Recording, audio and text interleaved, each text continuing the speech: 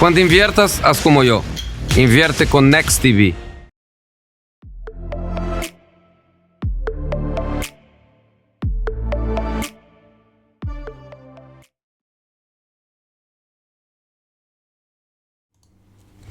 Hola, ¿qué tal? Soy Pablo Gil, estratega de mercados de XTB, y vamos con el activo número 8 en nuestra lista de los top 10 más negociados en la plataforma XStation de XTB durante el año 2020. Estamos hablando del petróleo Brent. En nuestra plataforma se encuentra bajo el código OIL.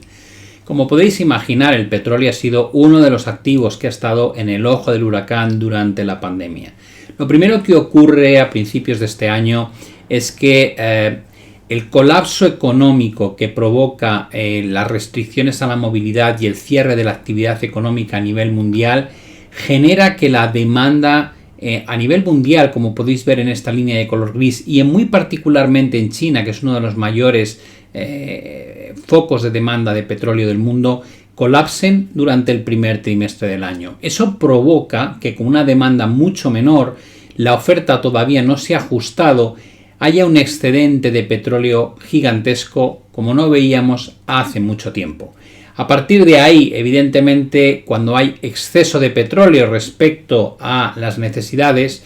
surgen dos factores. Uno, un ajuste en el precio, es decir, descubrimos que el comportamiento del petróleo colapsa a la baja, y aquí tenemos ni más ni menos que algo histórico, cuando el West Texas, el petróleo cotizado en Estados Unidos, entra en tasas negativas por primera vez en su historia, es decir, cotiza por debajo de $0 el barril.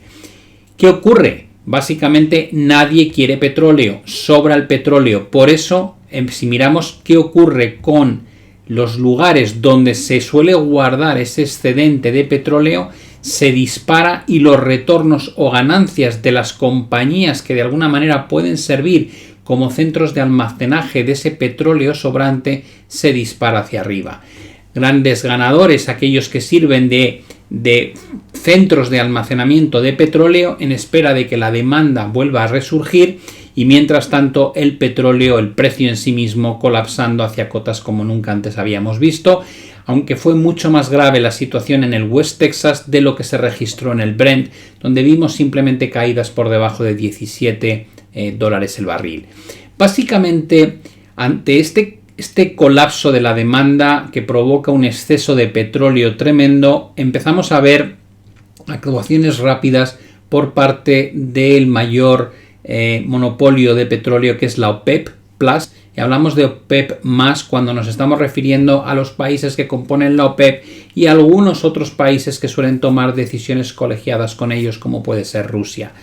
Al principio, el 5 de marzo de 2020, Rusia rechaza el recorte de 1,5 millones de barriles diarios que pedía que se hiciese Arabia Saudí. Pero cuando el petróleo comienza a caer con tal virulencia, se llega al primer acuerdo. El 15 de abril del 2020, la OPEP Plus acuerda reducir la producción en algo histórico, 9,7 millones de barriles de crudo diarios a partir del 1 de mayo. Y de esta manera afronta la dramática caída del precio que se había registrado durante las últimas semanas.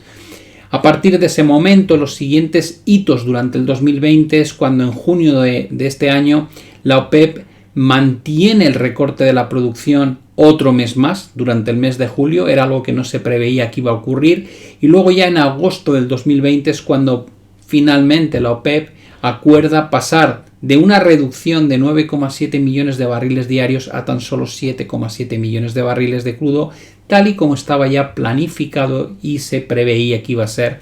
durante los meses que surgiesen tras el acuerdo de abril del 2020. Se mantiene este recorte, no obstante, durante más tiempo del previsto, y ha sido hace poco cuando la OPEP ha acordado que a partir del 1 de enero del 2021 va a ir incrementando a un ritmo de 500.000 barriles por día en previsión de devolver la producción mundial a una situación de equilibrio, teniendo en cuenta que la previsión que ellos tienen en este momento es que a partir del cuarto trimestre y en adelante vayamos teniendo un consumo a nivel mundial que supere incluso la producción existente. Si no llegase a ocurrir, si el parón económico otra vez fuese el catalizador de un exceso de petróleo en el mundo, no cabe duda de que la OPEP y Rusia van a responder con nuevos recortes a la producción. Pero hoy por hoy ya tenemos un calendario de lo que se puede esperar que ocurra con esas reducciones de la producción a partir del 1 de enero de 2021. ¿Cuál es la situación en términos del Brent cuando miramos un gráfico de los últimos 22 años? Nos encontramos con un periodo en el que el petróleo cotizaba claramente al alza hasta alcanzar el año 2007 y a partir de entonces, como podéis observar, el movimiento se ha estructurado en un proceso bajista que, como veis, está marcado por máximos cada vez más bajos y mínimos también cada vez más bajos hasta alcanzar lo que hemos vivido durante el año 2020, que ha sido algo espectacularmente volátil, con perforaciones momentáneas de la banda inferior para alcanzar cotas cercanas a $17 por barril, pero que duró muy poco este impacto y a partir de ahí, con las reducciones que llevaron a cabo la OPEP y Rusia, el petróleo ha conseguido restaurar su proceso de recuperación hacia cotas más altas. En este momento da la sensación de que, aun estando en una tendencia estructuralmente bajista, puede quedar recorrido al alza, todavía puede haber mejorías a favor del Brent hacia cotas cercanas a 56 y tampoco se intuye una situación especialmente sobrecomprada en términos de indicadores mensuales. Si analizamos esto de una manera algo más cercana, centrándonos en lo que ha ocurrido durante los últimos 3-4 años, lo que descubrimos es que el petróleo actualmente en la cota de los 50,5 se está enfrentando a un mínimo anterior que representa ahora una resistencia, pero es un nivel, yo creo, de resistencia pequeño, y además venimos de romper una directriz bajista en términos de indicadores como el RSI muy importantes, anulando la posibilidad de que se generen divergencias bajistas. Por tanto, al margen de potenciales correcciones tácticas a la baja, da la sensación de que el petróleo Brent debería seguir mejorando y subiendo en cotizaciones hacia una zona que va a resultar extremadamente compleja de romper. En el entorno de 56 a 60 nos vamos a encontrar todos los suelos del año 2019, los techos que se producen justamente a principios de 2020 y también la directriz que une todos los máximos decrecientes de los últimos 2 años y medio. Por tanto, este debería ser, en mi opinión, el objetivo más razonable de previsión para